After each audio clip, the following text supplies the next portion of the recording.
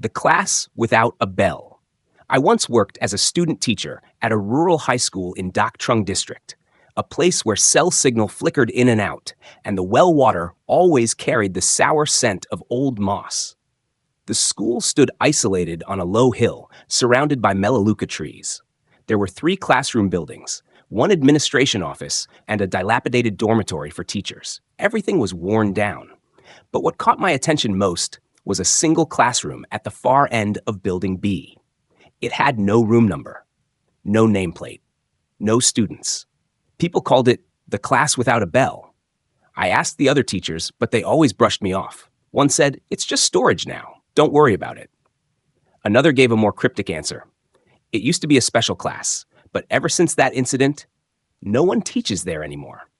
What incident?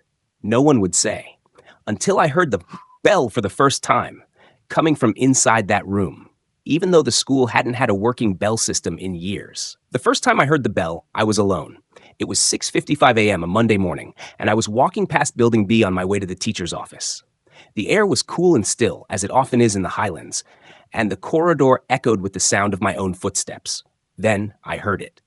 Ding, ding, ding. 3 soft chimes, perfectly spaced.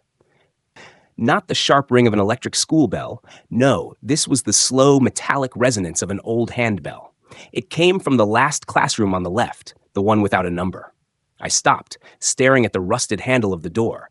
I should have walked away, but something made me reach for it. The knob was cold, colder than it should have been. I turned it. The door was unlocked.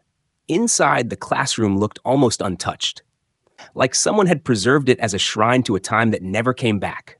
Wooden desks were lined up neatly, facing an old chalkboard. The chalk tray still had a few worn stubs. There was a faint smell of mold and dust. But strangest of all was the sunlight. Though the windows were covered in grime, sunlight poured in, thick, golden, and still, like a photograph frozen in time. And in that light, at the far end of the room, someone had written something on the board. Tit 1, Vun Thay Tuan. Period 1, Mr. Tuan. There was no Mr. Tuan in the faculty. I'd memorized the staff list. I stepped back. As I did, the classroom lights, which had no visible switch, flickered once, then turned off completely. I didn't remember running out, but I didn't teach first period that day. Later that afternoon, I asked the janitor, a man named Chin, who had worked at the school for over 20 years, about the room. He didn't laugh. He didn't brush it off. He just asked quietly, "You heard the bell, didn't you?" I nodded.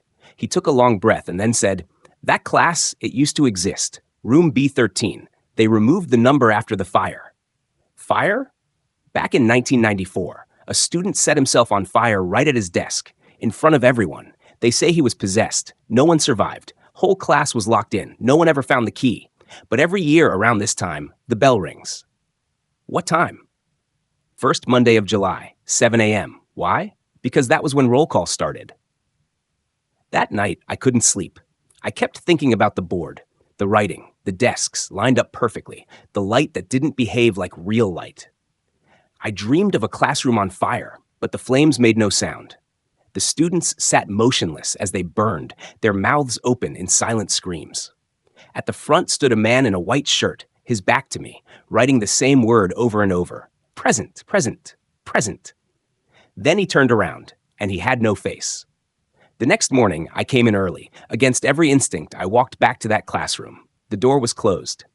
But there was a note stuck on the handle, a torn scrap of lined paper written in shaky handwriting. Roll call. Don't be late. Below it were the names of 17 students, and mine. My name, written in that same faded ink as the rest, chilled me more than the list itself. I turned the paper over, blank, no date, no heading, just the roll call. I tore it down and stuffed it in my pocket. Then, with trembling fingers, I opened the classroom door. It was empty. Desks, still there, chalkboard, wiped clean. But something had changed. The air felt heavier, like I'd stepped into a place that hadn't had real air in years. I tried to convince myself it was just the mold, the dust, my imagination. Then the bell rang again. Ding, ding.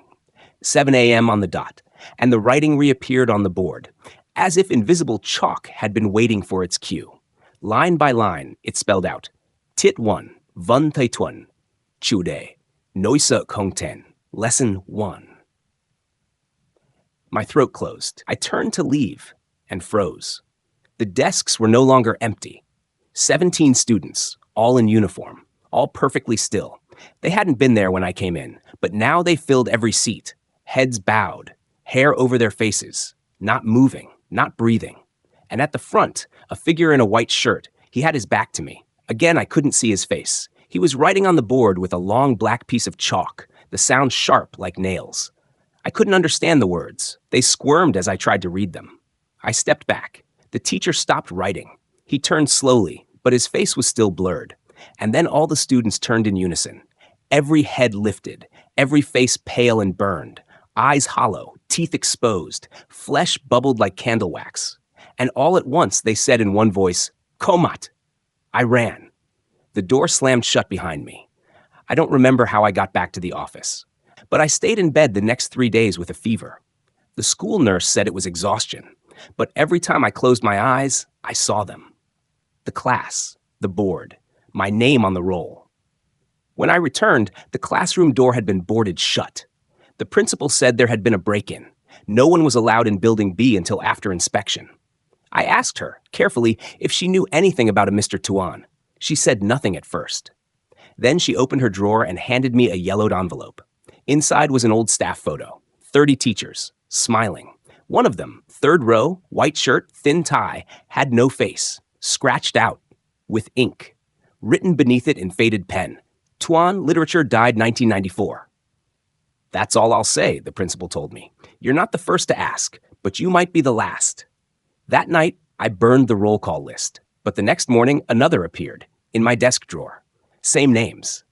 Mine included. But this time, the line beside my name was filled in. Komat. I tried to resign. I told the principal I couldn't handle the pressure, that I wasn't feeling well, that I needed to leave. She just looked at me with tired eyes and said, "There's only one way to leave, and you already heard the bell." That night, I packed my things. I told myself I'd leave at sunrise, catch the earliest bus down the mountain, never come back. But at 6:55 a.m., the bell rang. Ding, ding, ding. This time, it wasn't from the classroom. It was from my phone. 3 soft chimes. Then the screen lit up. A single notification. Roll call begins now, room B13. I stood at the window, looking out toward the forest behind the school. Something moved between the trees. A line of students, single file, walking through the brush. Their uniforms were old, faded, some torn and charred. At the front walked the teacher, Mr. Tuan, head bowed, white shirt stained with soot, and I understood. The class was not waiting in the room. They were coming to me. I ran, out the back of the building, into the forest. I didn't know where I was going, only that I had to put as much distance between me and the school as possible. But the forest was wrong. No matter which way I turned, I kept returning to the same place, the clearing behind Building B, and the classroom was there now, standing alone among the trees. Perfect, clean, unburned, lights glowing from within. The door opened. Inside, the desks were full. 17 students, 1 seat remained, and on the blackboard written in white chalk, "Last student, Komat." Present? I backed away, but I couldn't move. My feet felt glued to the ground. The students all turned toward me. Mr. Tuan stood at the board, his hand raised. He pointed at the empty seat. And then, I sat down. I didn't mean to. I didn't want to.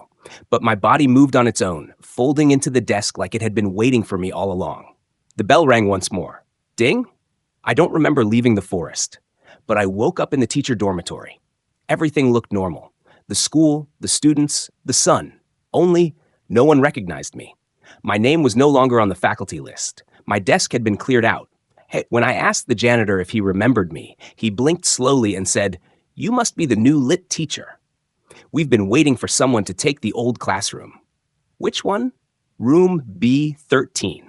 Every morning now, I walk past the classroom. The students are always seated before I arrive. The chalkboard is always clean, waiting for me to write the date. And when I call roll, every voice answers in unison. Komat, Komat, Komat. And when I get to my name, I don't say anything, because the chalk writes it for me. The end.